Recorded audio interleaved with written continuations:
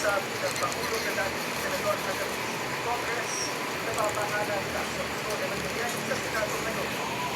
At naman sila, bakit kailangan pilitan na muna sa pagkakabago ay sinong naman ang dalawang pagsanayan ng pangkalaan ay Senator